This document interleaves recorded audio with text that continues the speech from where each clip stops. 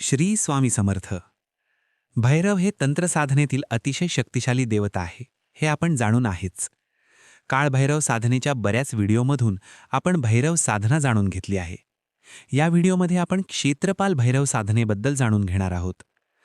तसे पण क्षेत्रपाल भैरव साधना ही प्रत्येक व्यक्तीच्या दृष्टीने महत्त्वपूर्ण आहे, कारण आपल्या वास्तूमधील दोष, त्यातून निर्माण होणारी नकारात्मकता आपल्यावर थेट परिणाम करत असते.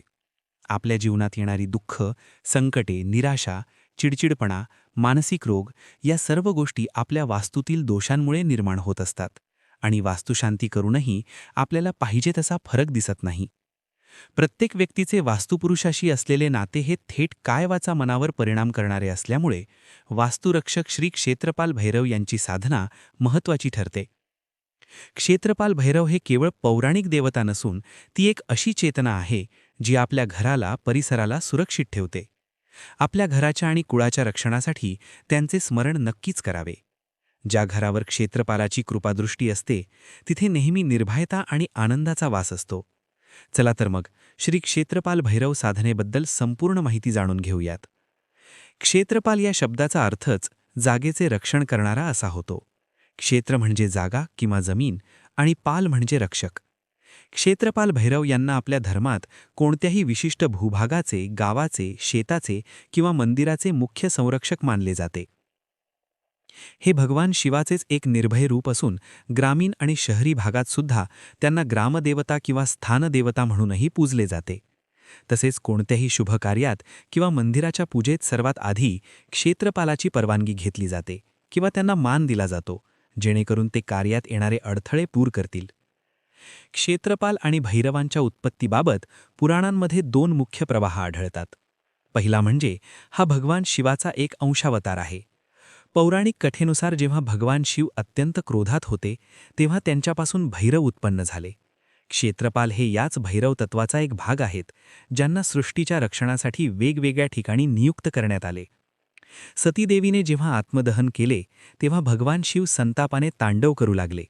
त्यानंतर त्यांनी शक्तिपीठांच्या रक्षणासाठी स्वतःच्या अंशातून 52 भैरव उत्पन्न केले. त्यापैकी जे भैरव विशिष्ट भूभागाचे रक्षण करतात त्यांना क्षेत्रपाल संबोधले जाते. आणि दुसरा म्हणजे काली मातेचे सहाय्यक.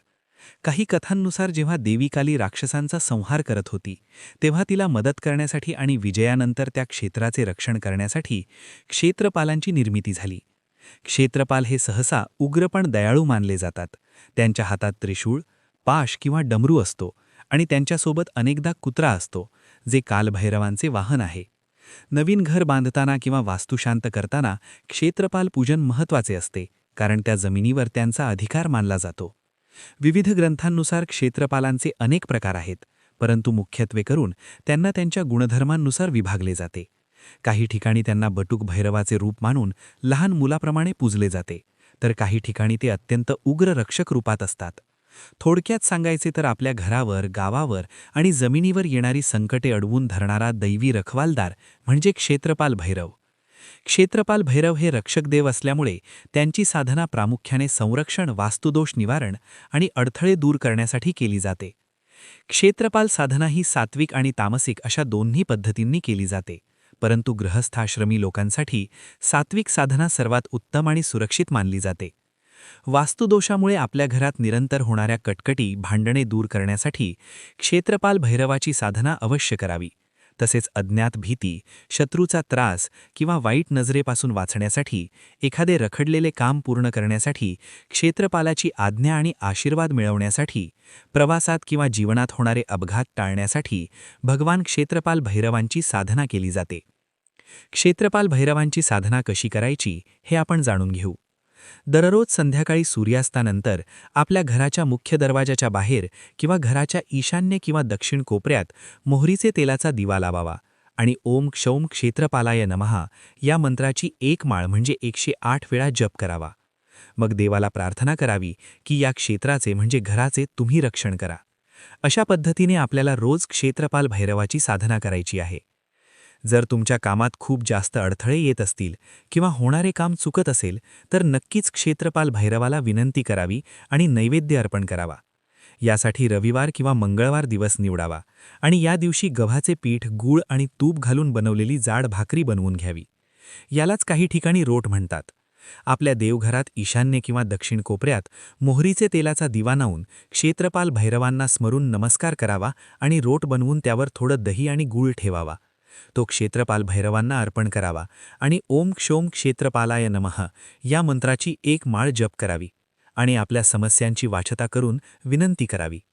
दिवा विझेपर्यंत रोट तेथेच राहू द्यावा आणि मग तो रोट नंतर एखाद्या काळ्या कुत्र्याला किंवा लहान मुलांना खाऊ घालावा.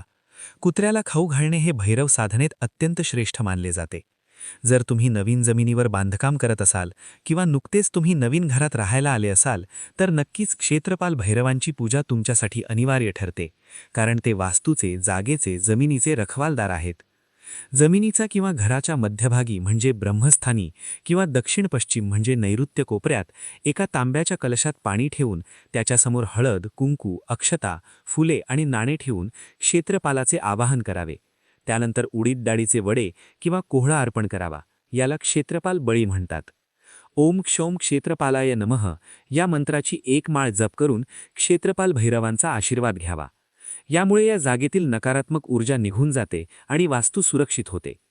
जर आपल्या मनात सतत कशाची ना कशाची भीती राहत असेल तर ओम क्षेत्रपालाय विद्महे रक्षकराजाय धीमहि तन्नो भैरवः प्रचोदयात या क्षेत्रपाल गायत्री मंत्राचे नित्यध्यान करावे.